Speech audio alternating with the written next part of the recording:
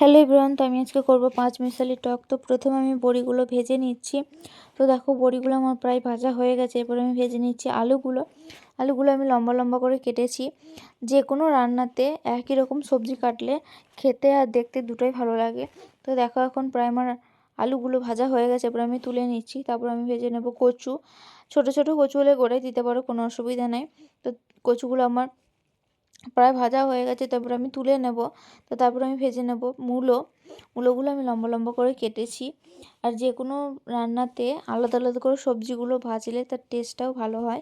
তো তাই আমি আলাদা আলাদা করে ভাজছি। তো এরপর আমি ভেজে নেব বেগুনগুলো। তো দেখো আমার বেগুনগুলো প্রায় ভাজা হয়ে গেছে। তো এবার আমি তুলে নেব।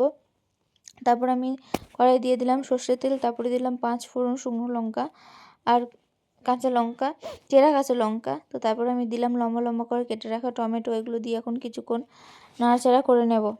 তো এগুলো দিয়ে এখন কিছুক্ষণ ভাজা ভাজা করে নেব। তারপরে দিলাম লবণ, হলুদ, তারপরে দিলাম তেঁতুলের কাঠ, আর তারপরে দিলাম পরিমাণ মতো চিনি। তো এগুলো দিয়ে এখন কিছুক্ষণ নাড়াচাড়া করে নেব।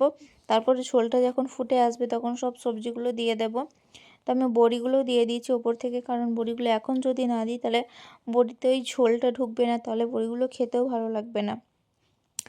তো তারপর আমি দিয়ে দিলাম 5 ফোড়ন আর শুকনো লঙ্কা হালকা ড্রাই রোস্ট করে গুঁড়ো করে রেখেছিলাম, সেটা দিয়ে দিলাম। এটা না দিলে টকের টেস্টটা একদম ভালো আসবে না। তো তারপরে দিলাম আমি ওপর দিয়ে একটু কাঁচা সর্ষের তেল। এটা একবার দিয়ে দেখো, দারুণ লাগবে খেতে।